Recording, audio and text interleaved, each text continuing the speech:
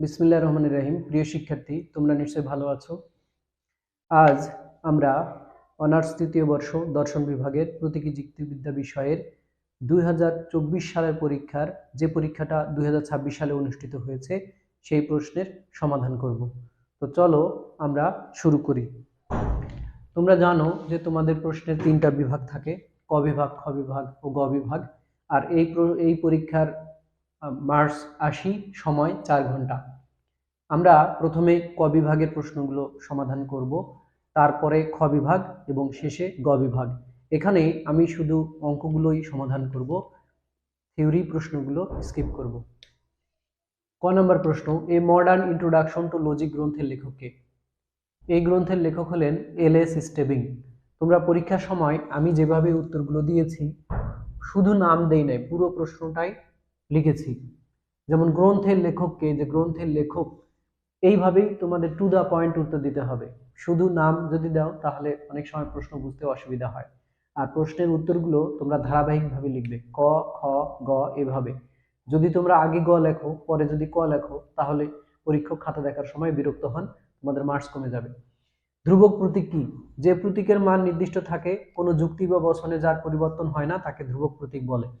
দেখো, এই যে ইমপ্লাইজ, ভেল, এগুলা ধ্রুবক প্রতীক, কারণ এদের মান সব সময় একই রকম থাকে। অথবা অন্য কোনো প্রতীকও হতে পারে যদি কোনো সংখ্যা নেই। অনুগ অস্বীকৃতিমূলক অনুমান বিধির উদাহরণ দাও। তোমরা জানো অনুগ অস্বীকৃতিমূলক অনুমান বিধিটির নাম হচ্ছে এমটি, মডাস টলেন্স।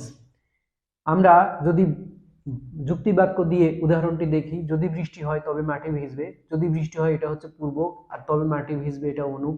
মাটি ভিজেনি অর্থাৎ অনুগ হয়নি, অস্বীকার করা হলো, তাহলে পূর্বগও অস্বীকার করা হবে।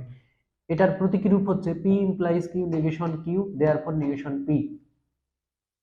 তারপরে আমাদের ঘ নাম্বার প্রশ্ন, একটি প্রাকল্পিক বচন কখন মিথ্যা হয়? একটি বচনের পূর্বক সত্য, অনুগ মিথ্যা হলে বচনটি মিথ্যা হয়। আমরা জানি যে প্রাকল্পিক বচন হচ্ছে পি ইমপ্লাইজ কিউ টাইপের বচন। তো এই বচনের দুইটা অঙ্গ বচন, পি পূর্বক আর কিউ অনুগ। তো আমরা জানি যে পূর্বক সত্য হলে অনুগ যদি মিথ্যা হয় এটা হতে পারে না। যদি বৃষ্টি হয় তাহলে মাটি ভিজবে, বৃষ্টি হয়েছে আর মাটি ভিজবে না, এটা হতেই পারে না। সেক্ষেত্রে এই বচনটি মিথ্যা। তাহলে আমরা উত্তরে বলবো যে পূর্বক যদি সত্য হয় অনুগ মিথ্যা হয়, এরূপ ক্ষেত্রে প্রাকল্পিক বচন মিথ্যা হয়। প্রশ্ন নাম্বার ও নাম্বার প্রশ্নে আছে ট্রান্সপোর্টেশন বা পক্ষান্তরের সূত্রটি। পক্ষান্তরের সূত্রটি হলো P implies Q equivalence negation Q implies negation P, অর্থাৎ এই দুইটাকে পরিবর্তন করে দিতে হবে এবং তাদের নেগেশন। দেখো এখানে পি ছিল, এখানে এটা অনুগ, এটা পূর্বক, অনুগটা নেগেশন হয়ে পূর্বক হয়েছে আর পূর্বকটা নেগেশন হয়ে অনুগ হয়েছে। সংযৌগিক বচন কাকে বলে? যে বচনাকারে দুটি সরল বচনকে এবং বা ও বা তার অনুরূপ কোনো সংযোজক দ্বারা যুক্ত করা হয় তাকে সংযৌগিক বচন বলে। অর্থাৎ আমরা যদি এবং ও দ্বারা কোনো দুটি বচনকে বা এর থেকে বেশি বচনকে যুক্ত করি তাহলে সেটা সংযৌগিক বচন হয়। যেমন এখানে আমি চা খাবো এবং আমি কফি খাবো, এবং দ্বারা যুক্ত হয়েছে, এবং এর প্রতীকী রূপ হচ্ছে ডট। চা খাবো এটাকে পি দিলাম, এটাকে কিউ দিলাম, তাহলে আমরা দেখতে পাচ্ছি যে সংযৌগিক বচনের অপেক্ষক হচ্ছে পি ডট কিউ। প্রশ্ন নাম্বার 6, মানক কি? মানক, মানক শব্দের অর্থ হলো পরিমাণ। যে প্রতীকের মাধ্যমে কোনো বিধেয় বচনের ব্যক্তি বা বিষয়ের পরিমাণ বোঝায়, প্রকাশ করে তাকে মানক বলে। যেমন এখানে দেখো সকল মানুষ হয় মরণশীল। তো এখানে দেখো এই যে সকল মানুষ, এই যে বিধেয়, বিধেয় কার উপর বর্তালো? সকল মানুষের উপরে। তাহলে এই যে মানুষের এই পরিমাণ বোঝায়, এটাই হলো মানক। এটাকে এই যে এক্স দ্বারা প্রকাশ করা হয়, এটাকে বলা হয় অল এক্স। তো এটাই মানক। মনে রাখবে মানক মানে হচ্ছে পরিমাণ সূচক শব্দ। মানক মানে হলো পরিমাণ। পরিমাণটা কিরকম হতে পারে? পরিমাণটা হতে পারে সকল, আবার হতে পারে কিছু। কিছু দিয়ে কম বোঝায়, সকল দিয়ে সবাইকে বোঝায়। আমরা এরপরে দেখব জ নাম্বার প্রশ্ন, শত মিথ্যা বচনাকারের একটি উদাহরণ দাও।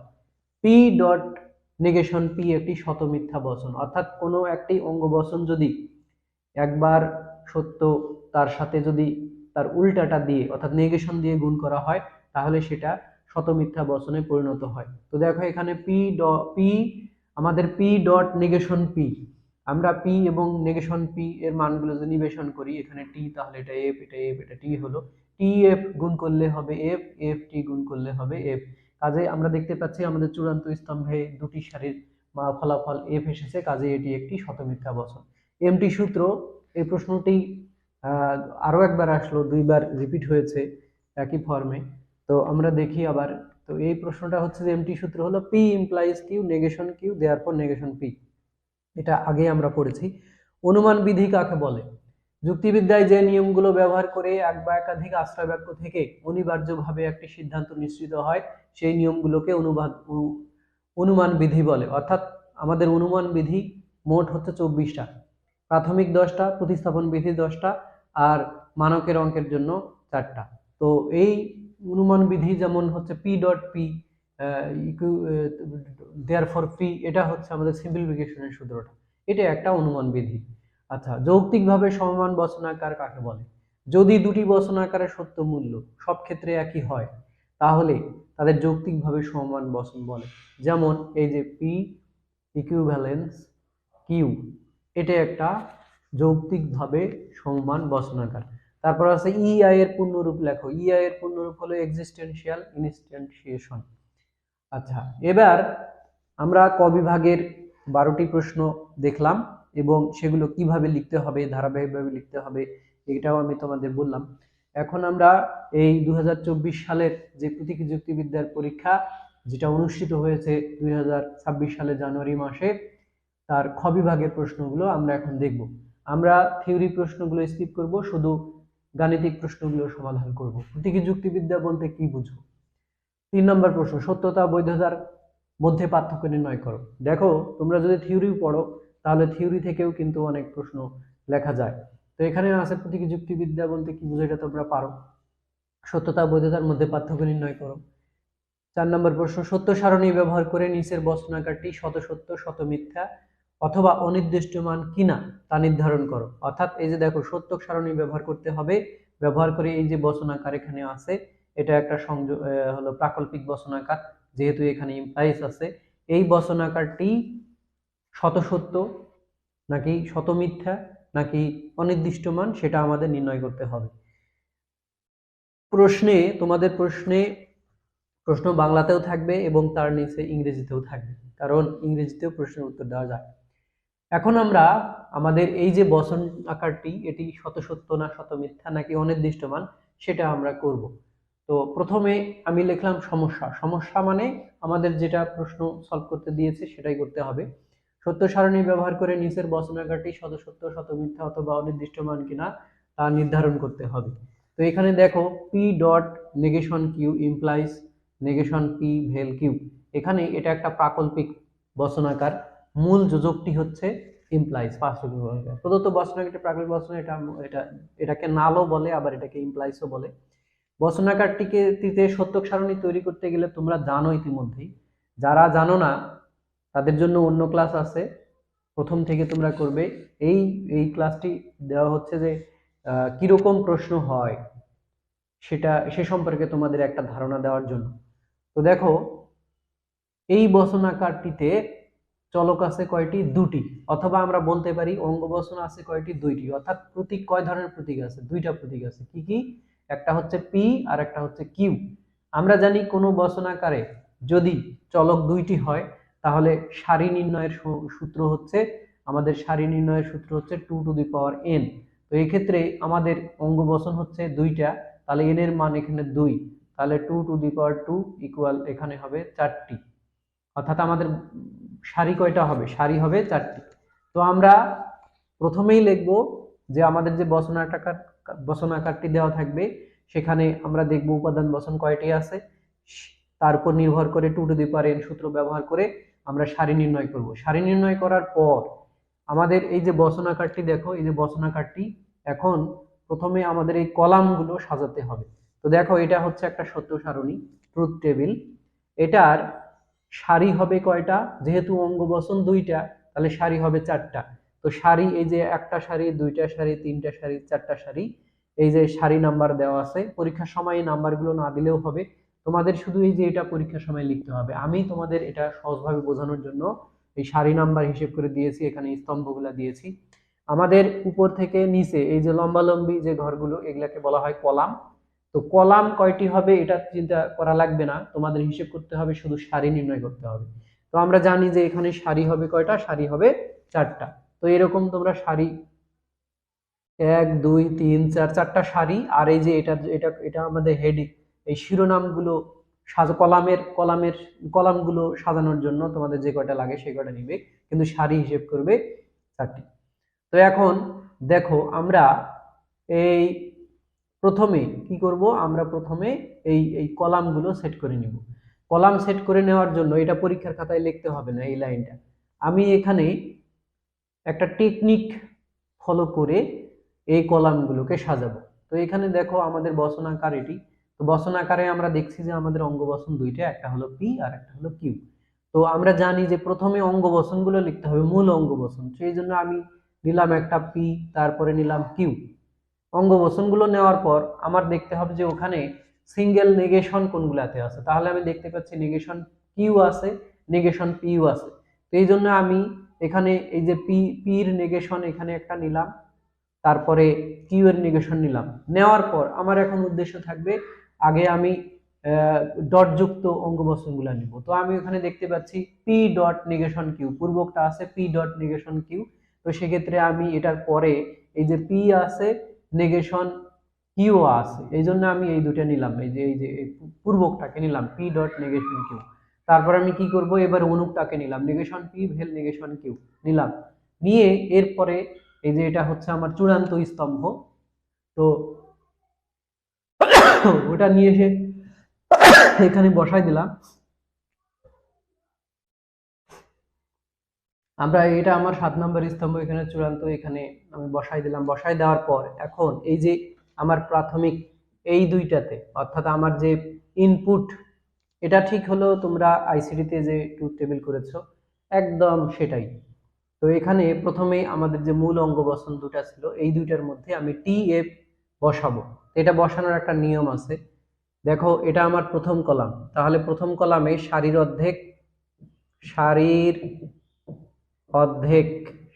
অর্ধেক বসাবো টি, আর বাকি অর্ধেকে বসাবো এফ। তো এখানে দেখো 1 1 2 3 4 চারটা সারির মধ্যে আমি দুটা টি বসালাম আর দুটা এফ বসালাম, দুটা টি দুটা এফ বসালাম। পরের কলামে গিয়ে আমি এখানে দুইটা করে বসাইছি, তাই না? তাহলে দুইটার অর্ধেক বসাতে হবে। দেখো এখানে দুইটা টি, আমি এখানে বসালাম একটা টি একটা এফ, একটা টি একটা এফ, এইভাবে বসাবো, মনে থাকবে? দেখো আমরা এখানে প্রথম কলামে আমার 4টা সারি ছিল, 4টা সারির প্রথমে দুইটা টি বসাইছি, তারপরে দুইটা এফ বসাইছি। পরের কলামে গিয়ে এখানে দুইটা করে বসাইছি বিধায় 2 এর অর্ধেক হলো 1, তাহলে একটা টি একটা এফ একটা টি একটা এফ, এইভাবে আমি বসাই। তাহলে টি এফ এর মানগুলো আমি বসানো হলো। বসানোর পর এখন আমি নেগেশন পি, অর্থাৎ এই পির ক্ষেত্রে, যে ক্ষেত্রে পির ক্ষেত্রে টি এটা তার উল্টা, তাহলে টিটা এখানে গিয়ে কি হলো, এফ হয়ে গেল। আবার এই টিটা কি হয়ে গেল, এই টিটা এখানে গিয়ে এফ হয়ে গেল। এই এফটা উল্টে গিয়ে এখানে টি হয়ে গেল, এই এফটা উল্টে গিয়ে এখানে টি হয়ে গেল। তাহলে এটাও বসানো শেষ। এখন আমার এই যে নেগেশন কিউ এটা আমি বসাবো। এখানে কিউ এ যা আছে তার উল্টা হবে। তো তোমরা দেখতে পাচ্ছ এখানে, দেখো এই যে টি এখানে উল্টা হয়ে গেল F, F T T F F টি, এভাবে উল্টে দিলাম, উল্টে দিয়ে লেখা শেষ। লেখার পরে এখন আমার পূর্বকটা নির্ণয় করব। এক্ষেত্রে দেখো পি আর নেগেশন কিউ গুণ, তাহলে কোনটা কোনটা গুণ করব, এই যে টি আর এই যে নেগেশন কিউ, দেখো এই দুইটা গুণ, এই দুইটা গুণ করলে কি হবে, টি আর এফ গুণ করলে হবে এফ। তোমরা এটা জানো সত্যক সারণের নিয়ম অনুসারে। এরপর দেখো এই টি আর এই টি, টি টি গুণ করলে কি হবে, টি হবে। তারপরে এফ আর এফ গুণ করলে কি হবে, এফ হবে। এফ আর টি গুণ করলে কি হবে, এফ হবে। তাহলে এটাও আমাদের হয়ে গেল। এখন আমরা এই যে দেখো নেগেশন পি, এই যে আমার নেগেশন পি আর আর হচ্ছে কিউ গুণ, তাহলে এই দেখো এই যে কিউ, এখানে কিউ কিউ, এটা কিউ আর এটা নেগেশন টি, তাহলে প্রথমে এটা তারপরে এটা, এফ টি গুণ করলে হয় টি, না, এফ টি ভেল করলে হয়, যেহেতু এটা ভেল, ভেল দিয়ে আমরা বুঝি যে কোনো একটা টি হলে টি হয়, তাহলে টি এফ, টি হলো এফ এফ, তাহলে এফ হলো টি টি, টি হলো এফ টি, টি হচ্ছে। এরপর দেখো এগুলা শেষ। এখন আমরা এখানে এগুলা আমি মুছে দেই। আমাদের এই যে চূড়ান্ত স্তম্ভে আমরা দেখতে পাচ্ছি আমাদের এই যে এটা আর এই যেটার মধ্যে ইমপ্লাইজ, এটা আর এটার মধ্যে ইমপ্লাইজ। তাহলে আমরা কি করব, এই দুইটা, এটা পূর্বক আর এটা অনুগ, এই দুইটার মধ্যে ইমপ্লাইজ। আমরা জানি যে শুধুমাত্র পূর্বক সত্য হয়ে এই যে এটা মিথ্যা হবে, বাকি ক্ষেত্রে সত্য হবে। তাহলে এফ ইমপ্লাইজ টি, তাহলে T, T implies F, F, F implies T, T, F implies T, T. তাহলে আমরা দেখতে পাচ্ছি আমাদের এই চূড়ান্ত স্তম্ভে একটা এফ এসেছে, বাকিগুলা টি এসেছে। আমরা জানি সত্য সারণীর নিয়ম অনুসারে যদি কোনো সত্য সারণীর চূড়ান্ত স্তম্ভে টি এবং এফ উভয়ই মান উপস্থিত থাকে তাহলে সেই বচনাকারটি হয় অনির্দিষ্ট মান। অর্থাৎ এই বচনের উত্তর অনির্দিষ্ট মান। অনির্দিষ্ট মান মানে কি, এটা সত্যও না একেবারে, আবার এটা মিথ্যাও না। এই জন্য তো আমরা এখন সিদ্ধান্তটা লিখব যে সত্য সারণীর চূড়ান্ত স্তম্ভটি পর্যবেক্ষণ করলে দেখা যায় যে এর মানগুলোর মধ্যে টি এবং এফ সত্য মিথ্যা উভয় বিদ্যমান। যেহেতু সত্য সারণীর শেষ স্তম্ভে টি এবং এফ উভয় আছে, তাই বচনাকারটি একটি অনির্দিষ্ট মান বচনাকার বা কন্টিনজেন্ট বচনাকার। তোমরা নিশ্চয়ই বুঝতে পারলে। যদি বুঝতে না পারো ভিডিওটি আবার রিভার্স করে আবার নতুন করে দেখো। প্রিয় শিক্ষার্থী, চলো এবার আমরা 5 নাম্বার অঙ্কটি দেখি। এটা খুবই সহজ এই অঙ্কটি। কোনো অঙ্ক যদি তোমরা না পারো তাহলে এই অঙ্কটি তোমরা পারবে। আমরা খুব সহজে, ভিডিও অনেক লম্বা হয়ে যাচ্ছে তো আমরা দ্রুত তার সাথে এই কাজগুলো করব। তো দেখো এখানে আমাদের এই টাইপের 5 নাম্বার যে অঙ্কটা এসেছে এটি হচ্ছে, যদি এ এবং বি সত্য হয় এবং এক্স আর ওয়াই মিথ্যা হয় তাহলে নিম্নলিখিত বচনটির সত্য মূল্য নির্ণয় করো। অর্থাৎ এই যে বচনটি দেখতে পাচ্ছ এই বচনটির সত্য মূল্য নির্ণয় করতে হবে। কিভাবে এর সত্য মূল্য আমরা নির্ণয় করব?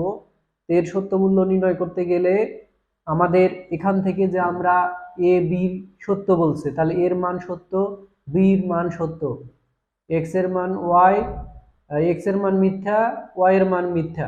তাহলে এগুলার এই মানগুলো বসিয়ে আমরা এটা নির্ণয় করতে পারবো। চলো এই অঙ্কটা করে দেখি। তো এখানে দেখো অঙ্কটির সমস্যা হচ্ছে, যদি এ এবং বি সত্য হয়, এক্স ও ওয়াই মিথ্যা হয়। প্রথমে তোমরা সমস্যা লিখবে। সমস্যা কি? যদি এ এবং বি সত্য হয় এবং ওয়াই, এক্স ওয়াই মিথ্যা হয় তবে প্রদত্ত বচনের সত্য মূল্য নির্ণয় করতে হবে। তো প্রদত্ত বচন হচ্ছে এটা। এখানে প্রদত্ত মান, প্রথমে এখান থেকে এই যে লাইনটা যেটা দেওয়া আছে এই মানগুলো, সেই মানগুলো আমরা লিখে ফেলবো। দেখো এ ইকুয়াল দেওয়া আছে টি, বি ইকুয়াল দেওয়া আছে টি, এক্স ইকুয়াল দেওয়া আছে এফ, ওয়াই ইকুয়াল দেওয়া আছে এফ। তো এক্ষেত্রে এখন আমরা এই বচনটি প্রথমে লিখবো। এই যে বচনটি প্রথমে লিখলাম, অঙ্কটি লিখে ফেললাম। লিখে ফেলার পর আমি এখানে সমান চিহ্ন দিব। সমান চিহ্ন দেওয়ার পর, আচ্ছা তোমরা এই অঙ্কটি দেখলে আমরা আবার পূর্বের পৃষ্ঠায় গিয়ে আমি তোমাদের ওখানে করাই দিচ্ছি, তাহলে তোমাদের এই অঙ্কটা বুঝতে অনেক সহজ হবে। তো এখান থেকে আমরা যে মানগুলো দেওয়া ছিল সেই মানগুলো এখানে লিখি। প্রদত্ত মান হিসেবে কি ছিল? এ টি, বি টি, তারপরে এক্স এফ, ওয়াই এফ। তোমরা নিশ্চয় দেখতে পাচ্ছ। এখন এই মানগুলো আমরা এটাতে বসাবো। তো এখানে আমি একটা সমান চিহ্ন দিব। দেওয়ার পর দেখো এখানে আমি ব্র্যাকেট গুলো সব একই রকম থাকবে।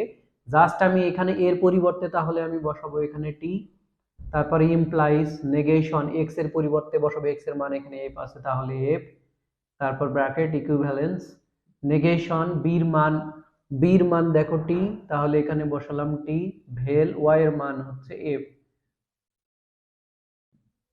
এই হলো আমাদের মানগুলো বসিয়ে দিলাম। কিসের মান? যে মানগুলো আমাদের এখানে দেওয়া ছিল। আবার সমান চিহ্ন দিলাম। দেওয়ার পর দেখো এখানে আমি এই থার্ড ব্র্যাকেটটা রাখলাম। তারপরে এখানে এই যে নেগেশন এফ মানে হচ্ছে টি, তাহলে টি, এটা কেমন করে টি এটা তোমাদের পড়তে হবে। নেগেশন এফ মানে হচ্ছে যে এটা মিথ্যা নয়, মিথ্যা নয় তার মানে হচ্ছে সত্য। অর্থাৎ আমাদের কিছু সূত্র সম্পর্কেও জানতে হবে, যে কোনো কিছু যদি নেগেশন এফ হয় এটা সমান আমরা টি লিখতে পারি, আর যদি নেগেশন টি থাকে তাহলে এটা আমরা এফ লিখতে পারি, অর্থাৎ উল্টাটা। এটা দিলাম, দেওয়ার পর আমি থার্ড ব্র্যাকেট ইকুইভ্যালেন্স দিলাম, দেওয়ার পর এখানে টি টি ভেল, এখানে দেখো এই যে টি ভেল এফ, আমাদের এটা টি ভেল এফ এটা একটা সূত্র। যদি আমি চা অথবা কফি খাবো, তো আমি চা খেয়েছি, যে কোনো একটা সত্য হলে সত্য হয়, তাহলে টি ভেল এফ এটা সমান আমাদের হয়ে গেল, এটা থেকে টি পেলাম আমি, তারপর সমান এখানে নেগেশন টি ইমপ্লাইজ টি, পূর্বক একটি প্রাকল্পিক বচনের পূর্বক অনুক উভয় সত্য হলে বচনটি সত্য হয়।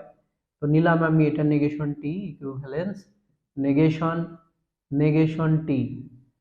তো এখানে তাহলে নেগেশন টি এটাকে এফ লিখি, আর এটা নেগেশন টি এটাও এফ। আমরা দেখতে পাচ্ছি যে আমাদের এই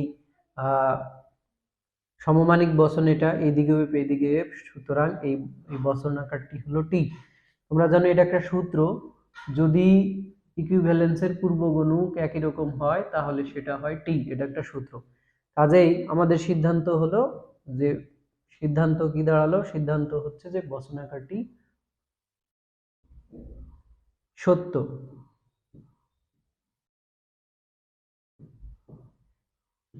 এটাই তোমরা নিশ্চয়ই বুঝতে পেরেছো।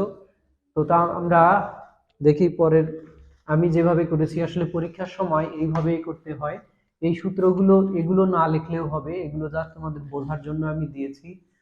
আর এখানে দেখো প্রথমে তোমরা এই অঙ্কটা করবে কিভাবে, লিখবে কিভাবে, প্রদত্ত বচন লিখবে, তারপরে এখানে সাইডে লিখবে যে প্রদত্ত মান, এই মানগুলো লিখবে, তারপরে এইভাবে অঙ্কটি তোমরা করে ফেলবে।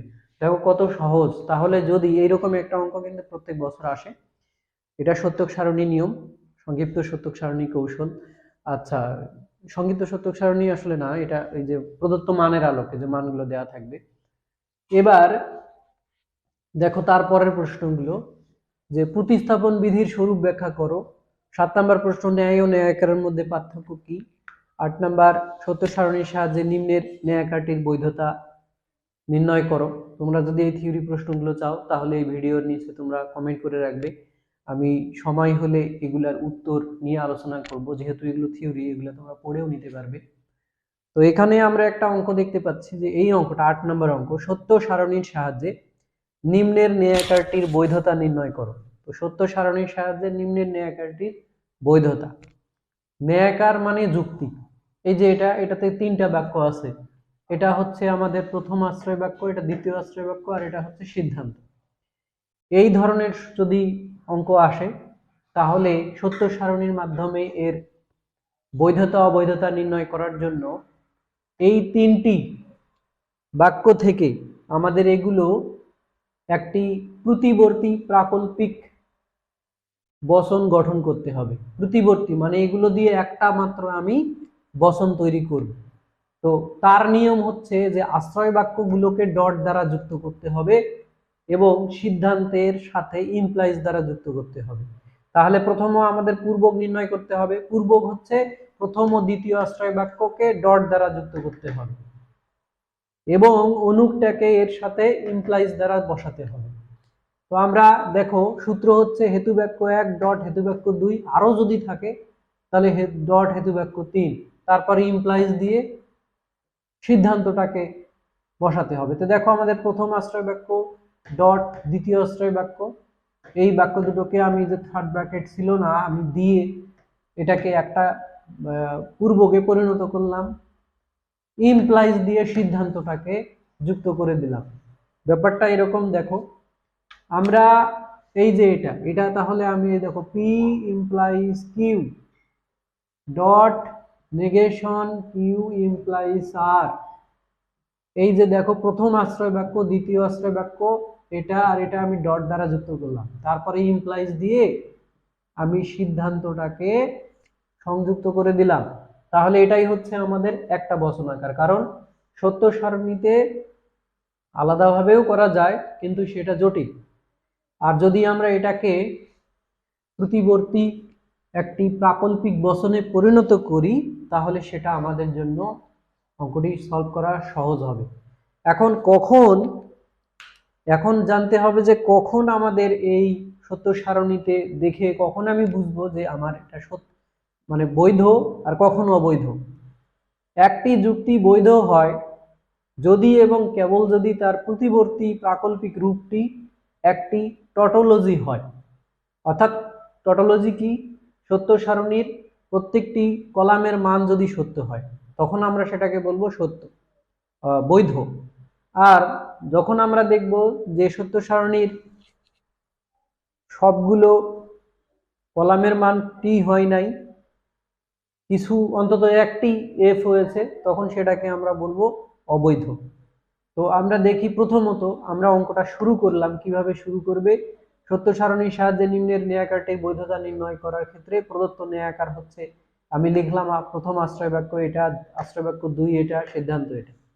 তাহলে আমরা প্রদত্ত ন্যায়াকারটির প্রতিবর্তী প্রাকল্পিক রূপ লিখবো। এই যে প্রথম ও দ্বিতীয় আশ্রয় বাক্যকে ডট দ্বারা যুক্ত করে সিদ্ধান্তটাকে ইমপ্লাইজ দ্বারা যুক্ত করলাম।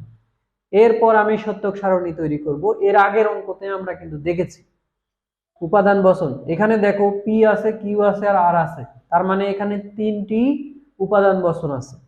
3টি যদি উপাদান বচন হয়, সত্য সারণীর সারি নির্ণয়ের সূত্র হচ্ছে 2 টু দি পাওয়ার n। তাহলে 2 টু দি পাওয়ার বচন সংখ্যা হচ্ছে 3টি, তাহলে 3, তাহলে এটা কয়টা সারি হবে? 8টি সারি হবে। নিচে ন্যায়কারটিক সত্য সারণী দেওয়া হলো, তাহলে এটা আমাদের বচন আকার। তো আমাদের যেহেতু 8টি সারি, দেখো আমি কিন্তু এর আগে তোমাদের দেখিয়েছি, এগুলাতে আমি সারি নাম্বার দিয়েছিলাম, এগুলা প্রয়োজন নাই। তাহলে দেখো এখন আমরা সারি কয়টা? 1টা 2টা 3টা 4টা 5টা 6টা 7টা 8টা 9টা সারি নিবা, কিন্তু এখানে সারি কিন্তু প্রকৃতপক্ষে 8টা। আমরা উপরের যে একটা সারি নিয়েছি সেটা আমাদের সত্য সারণীর শিরোনাম বসানোর জন্য। শিরোনাম বসানোর নিয়ম আমি তোমাদের বলেছি। প্রথমে আমাদের অঙ্গ বচনগুলো বা উপাদান বচনগুলো লিখে ফেলতে হবে। যেমন পি কিউ আর, এই 3টা লেখার পর এটাতে আমরা টিএফ বসাবো। নিয়ম হচ্ছে যে প্রথম কলামে সারি সংখ্যার অর্ধেকটি অর্ধেক এফ। সারি সংখ্যা হচ্ছে 1 2 3 4 5 6 7 8, তাহলে এই 8টার প্রথম 4টা টি, 1 2 3 4, পরের 4টা এফ, 1 2 3 4। দ্বিতীয় কলামে গিয়ে দেখো, দ্বিতীয় কলাম, এটা 1 নম্বর কলাম, এটা দ্বিতীয় কলাম। দ্বিতীয় কলামে তাহলে এখানে যে আমি 4টা নিয়েছি তার অর্ধেক টি, তাহলে 2টা টি 2টা এফ, 2টা টি 2টা এফ। 3 নম্বর কলামে গিয়ে আমি নিয়েছি, তাহলে এটার অর্ধেক আবার 2 এর অর্ধেক 1, তাহলে টি F T F T F, এইভাবে আমরা নিয়েছি। নেওয়ার পর এখন আমাদের উদ্দেশ্য হচ্ছে এটা নিয়ে আসা চূড়ান্ত স্তম্ভে যেন এটা আসে।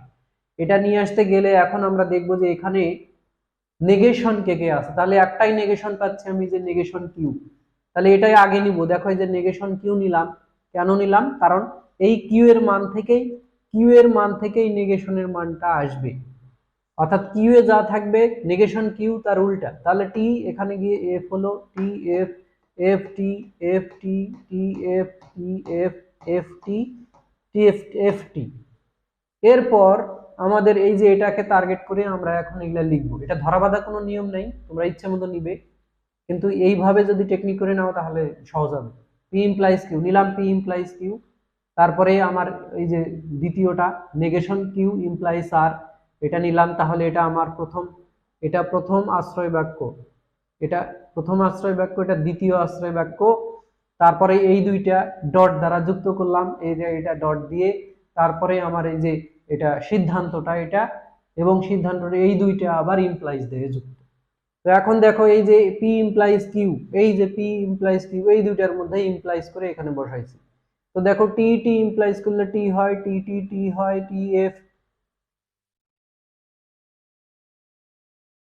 টি এফ, এই যে এফ হয়, এটা না আসলে টি টি টি হয়, টি টি টি হয়, টি এফ এফ হয়, টি এফ এফ হয়, এফ টি টি হয়, এফ টি টি হয়, এফ এফ টি হয়, এফ এফ টি হয়। এরপরে নেগেশন কিউ ইমপ্লাইজ আর, এই যে নেগেশন কিউ, দেখো এটার ক্ষেত্রে একটা ঝামেলা আছে। ঝামেলা হলো আমাদের আর এর মানটাই আগে আছে আর নেগেশন কিউ এর মানটা পরে আছে, কিন্তু এক্ষেত্রে আমাদের পূর্ব হচ্ছে নেগেশন কিউ আর এটা অনুপ, তাহলে এই দিক থেকে চিন্তা করতে হবে। তোমরা আবার টি ইমপ্লাইজ এফ লিখলে কিন্তু এটা হিসেব মতো এটা এফ হয়, কিন্তু কিন্তু না, আমরা চিন্তা করার সময় এটাকে এইভাবে চিন্তা করব, আগে আমি এটার মান ধরবো তারপর এটা, তাহলে এফ ইমপ্লাইজ টি হিসেবে এফ ইমপ্লাইজ টি পূর্ব পূর্ব মিথ্যা অনুক সত্য, সেক্ষেত্রে এটা টি হয়েছে, নাহলে কিন্তু ভুল করে এখানে এফ লিখে বসে থাকবা। এফ এফ টি হয়, টি টি টি হয়, এফ টি এফ হয়, এই যে দেখো এটা এটা যদি তুমি এফ ইমপ্লাইজ টি এইভাবে চিন্তা করো তাহলে ভুল, এখানে এটা আগে, এটাই আগে, এটা আসলে এই যে T implies F, T implies F, সেই হিসেবে এটা F, F T T F F T T T T F T F F, তাহলে এটাও হলো, এখন এই দুইটা কি হবে, গুণ হবে, তাহলে T T T T T T F T F F F F T T T T T T T T T T F F. এরপরে পি ভেলার, পি ভেলার এই যে এখানে আমার পি ভেলার আছে, পি ভেলার এই যে এই দুইটার মধ্যে যে কোনো দুটোটা যদি এফ থাকে তাহলে মিথ্যা, তাহলে আমরা শেষের দুইটা পাইলাম এফ এফ এফ এফ, এই জন্য শেষের দুইটাতে গিয়ে পি ভেলার এই যে এই দুইটা এফ টি, তাহলে টি এটা এটা হলো এই যে শেষেরটা, এটার কারণে এই যে দেখো পি ভেলার এই যে এটা হলো পি, এটা পি, আর এই যে এটা হলো আর। তো এখানে দেখো সবগুলাতে টি এফ একটা করে টি আছেই, শুধুমাত্র এই জায়গাতে শেষে গিয়ে এই জায়গাতে গিয়ে দুইটা এফ, কাজেই এখানে হলো এই যে এফ। এখন এরা এই এটা পুরোটা দেখো, এটা হলো আমার পূর্বক আর এটা অনুক, এগুলো ইমপ্লাইজ, তাহলে আবার এফ এফ ইমপ্লাইজ করলে এটা হয়, টি টি ইমপ্লাইজ করলে টি হয়, টি এফ ইমপ্লাইজ করলে এফ হয়, টি টি টি টি টি টি। তো দেখি আমরা আমরা চূড়ান্ত স্তম্ভে সবগুলা টি পেয়েছি, কাজেই এই যুক্তিটি একটি বৈধ যুক্তি। তোমরা জানো যে সত্য সারণীর যদি চূড়ান্ত স্তম্ভে সবগুলা টি হয় তাহলে বাক্যটি শতসত্য হয়। আর দেখো আমাদের এই যে এখানে টি ইমপ্লাইজ এফ, এটা এটা এফ, তাহলে দেখো আমাদের এই সত্য সারণীতে সবগুলা টি কিন্তু ছিল না, একটা পাওয়া গেছে যেটা এফ, এটাই নষ্ট করে দিয়েছে যুক্তিটাকে, অর্থাৎ এই ন্যায়াকারটি একটি অবৈধ, যেহেতু আমাদের দুটা নিয়ম, সবগুলা টি যদি আসে তাহলে ন্যায়াকারটি বৈধ, আর যদি অন্তত একটাও এফ আসে, দুইটা এফ আসে, যদি সব মানে টি এফ উভয় থাকে তাহলে সেটা কিন্তু অবৈধ হবে। আমাদের খ বিভাগের প্রশ্ন এই ছিল, আর একবার আমরা রিভিউ করি তাহলে কি কি আসে। খ বিভাগের প্রশ্ন আসছে যেটা 5 মার্কসের, একটা ন্যায়াকার সত্য সারণীর মাধ্যমে ন্যায়াকারের বৈধতা নির্ণয়, তারপর এর আগে আমরা করছি প্রদত্ত মানের আলোকে বচনের সত্যতা নির্ণয়, এটা 5 মার্কস, তাহলে 10। তারপর আর একটা ছিল যে এই যে এটা সত্য সারণী ব্যবহার করে বচন আকারের শতসূত্র শতমিথ্যা এটা নির্ণয়, তাহলে 3টা অঙ্ক আসছে খ বিভাগে, 3 5 15, আর বাকিগুলো থিওরি। তো আমরা এখন গ বিভাগের প্রশ্নগুলো শুরু করব। তো এই ভিডিও অনেক লম্বা হয়ে যাচ্ছে, আমরা গ বিভাগ নিয়ে যে অঙ্কগুলো আছে এই অঙ্কগুলো আমি এমনভাবে এটা সাজাবো যেন এখানেই অঙ্কগুলো করে দিতে পারি, তাহলে তোমাদের বুঝতে সুবিধা হবে। আমরা দ্বিতীয় ভিডিওতে এই অঙ্কগুলা নিয়ে আসবো। তো ঠিক আছে, আজকে এ পর্যন্তই। আমরা গ বিভাগের অঙ্কগুলো নিয়ে পরবর্তী ভিডিও নিয়ে আসব। তো তোমরা ভালো থেকো, তোমাদের এত কষ্ট করে এই ক্লাসে থাকার জন্য ধন্যবাদ।